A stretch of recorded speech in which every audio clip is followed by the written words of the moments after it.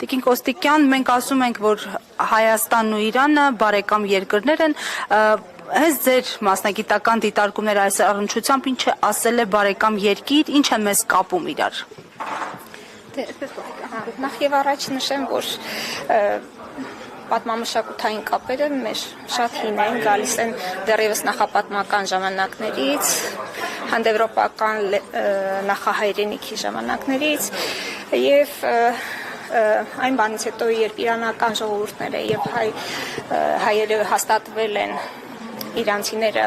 իրանական սարահարթում, հայերը հայկական լեռնաշխարհում, դրանից հետո երկար դարեր շարունակ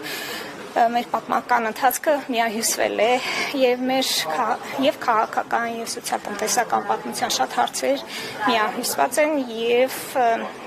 հնարավոր չի դիտարկել առանց մեկը մյուսի եւ ունենք հարուստ պատմական ժառանգություն, որը կապում է երկու ժողովուրդներին։ Ավելի մանրամասն եթե դիտարկենք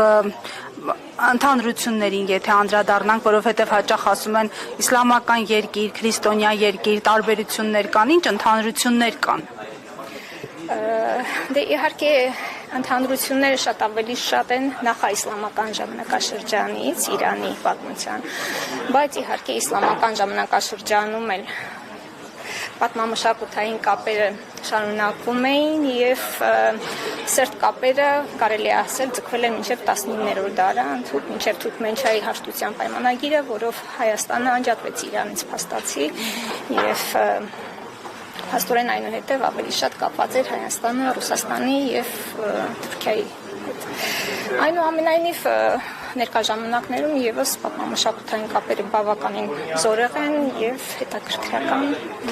Շնորհակալ եմ, Տիկին Կոստիկյան։